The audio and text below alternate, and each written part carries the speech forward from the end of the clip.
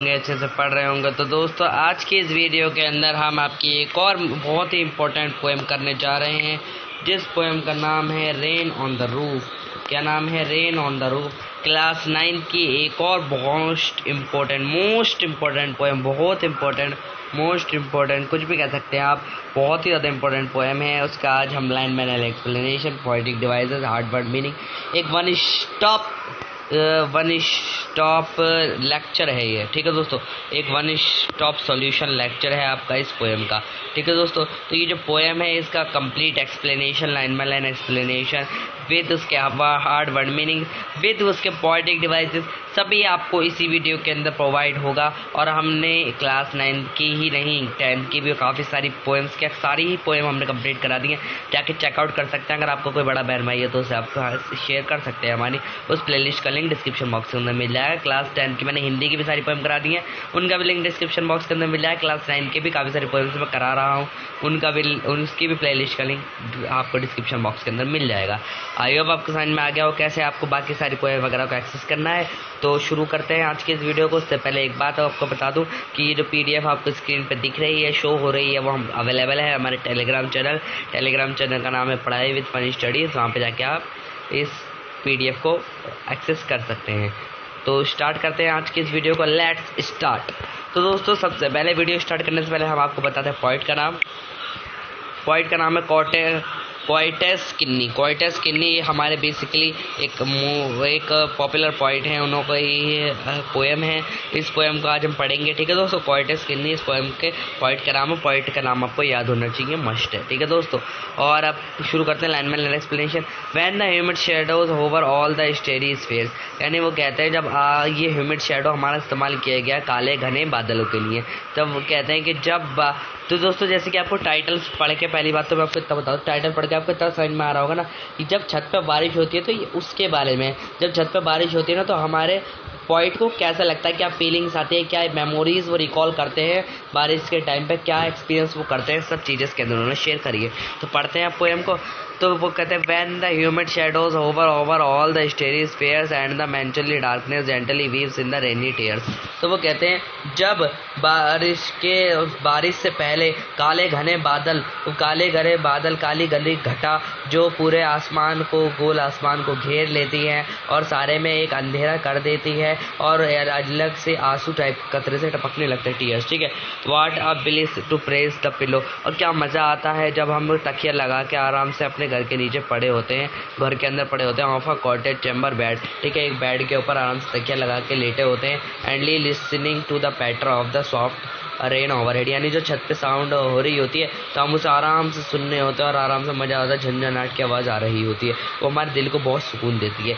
Every tinkle on the shingle has an echo in the heart, वो कहते हैं जब भी हर एक कतरा गिरता है उस छत के ऊपर तो उनका जो दिल में इको पैदा होती है, यानी गूंजती है, वो आवाज़ गूंजती है। And thousand of dreamy ventures into बजी बीइंग स्टार्ट, और कहते हैं अलग अलग तरीके से उनके ड्रीम रिकवर होना चालू हो जाते हैं। And thousands of recollection weave their air threads into woof as I listen the patter of the rain on the roof. ठीक है, तो दोस्तों वो कहते हैं कि जब हमारे बारिश होती है तो उनके दिल में गूंजने के साथ साथ काफ़ी सारी रिकलेक्शंस होने लगती हैं हवा के धागों से, यानी वो कहते हैं कि जैसे हमारा स्वेटर बनता है ना धागे बुन के तो पूरा कलेक्ट होता था, इसी तरीके से वो काफ़ी सारी अपनी यादों को रिकॉल कर रहे होते हैं बारिश के टाइम पे। तो कौन कौन सी यादें, उनमें से एक याद यहाँ पर उन्होंने डिस्कस करी है। Now in memory comes my mother, वो कहते हैं जो याद है वो मेरी एक मदर की याद आती है मुझे, as she used in years agone to regard the darling dreamers ere she left them till the dawn. Oh, I feel I fond look on me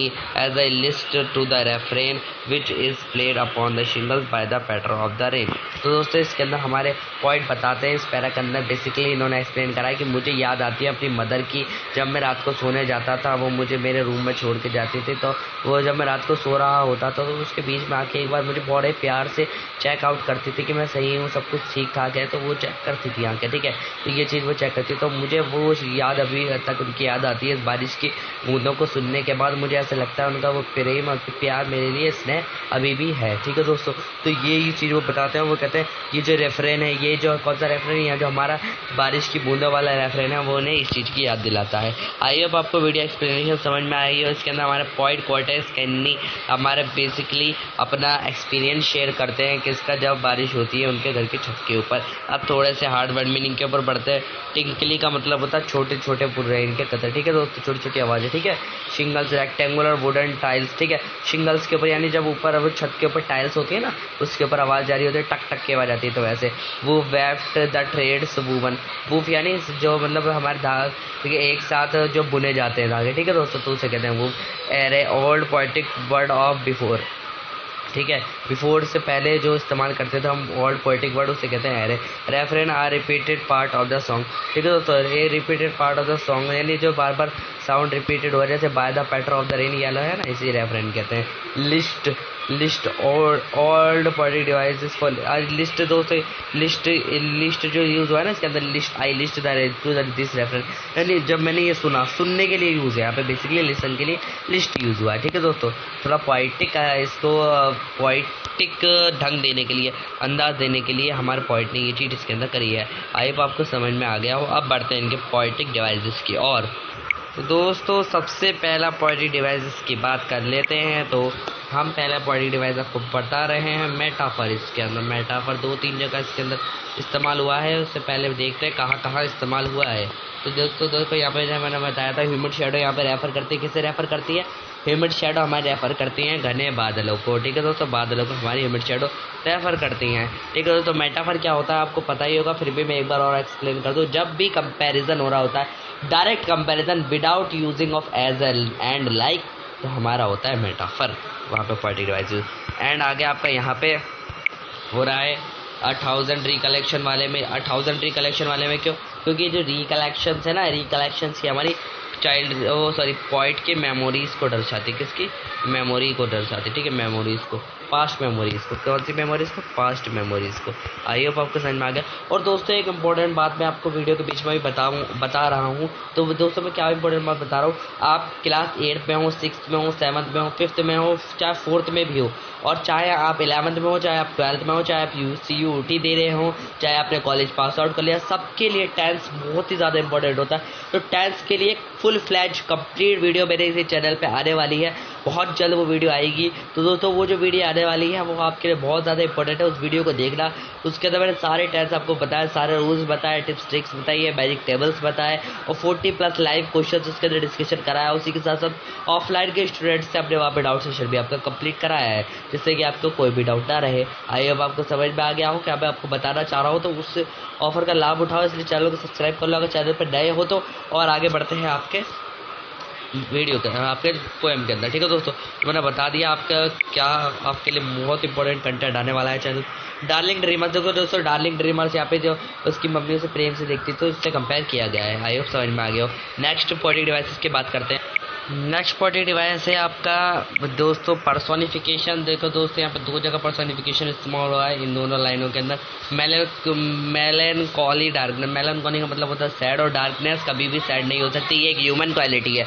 okay दोस्तों, और आपका नेक्स्ट पोएटिक डिवाइस जो इस्तेमाल हुआ है वो poetic device है आपका अगेन आपका पर्सोनिफिकेशन ही है, जैसे कि मैंने बताया आपको यहाँ पे वीव्स इन। तो वीव्स का मतलब होता है हमारा किराया, और किराया कभी भी मतलब शेडिंग टीयर्स, यानी हमारे जो आंसू बहाना वगैरह जो है ये सब हमारे ह्यूमन क्वालिटी है, और ये कभी भी हमारा और कोई नहीं कर सकता सिवाय ह्यूमंस के। तो ये पर्सोनिफिकेशन यहाँ पे इस्तेमाल हुआ है। वहीं आगे बात करते हैं, आगे आपका कौन सा पोएटिक डिवाइस इसके अंदर रहने वाला है। तो पोएटिक डिवाइस आपके इसके अंदर देखो दोस्तों यहाँ पे जैसे पैटर इस्तेमाल हुआ है। तो पैटर जो है ना, ये हमें जो साउंड टर की आवाज़ आ रही है, तो सेम वही आवाज़ हमें दे रहा है। तो ये हो गया ऑनोमेटोपिया। ऑनोमेटोपिया क्या होता है? जब भी जो हम वर्ड, जो भी हम चीज़ें वर्ड बताते हैं वो सेम साउंड दे रहा हो जिसे हम रेफर करते हैं, उसे ऑनोमेटोपिया कहते हैं, ठीक है दोस्तों। पैटर और भी जैसे टिंकल, टिंकल भी वर्ड इसके अंदर इस्तेमाल हुआ है ना, टिंकल, ये देखो यहाँ पे टिंकल भी, तो टिंकल भी हमें वैसे ही साउंड दे रहा, तो यहाँ पे भी ऑनोमेटोपिया हो गया। आई होप आपको समझ में आ गया, और यहाँ पर पर्सोनिफिकेशन हो गया, ठीक है दोस्तों। अब आगे बात करते हैं।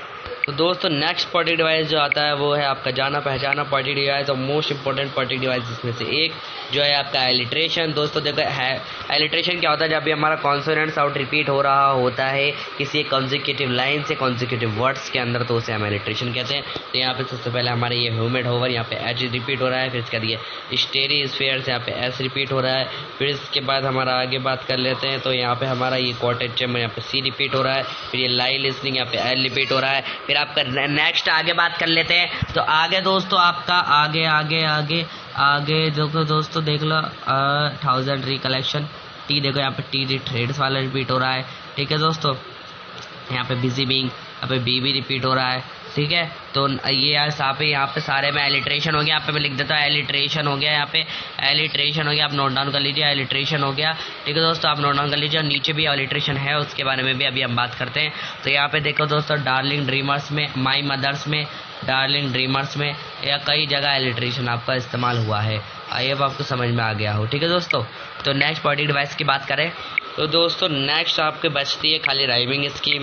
तो राइमिंग स्कीम इसकी है A B C B D E F E, तो यही इसकी राइमिंग स्कीम रहने वाली है। नोट डाउन कर सकते हैं आप। ठीक है दोस्तों, स्क्रीनशॉट वगैरह ले सकते हैं। आइए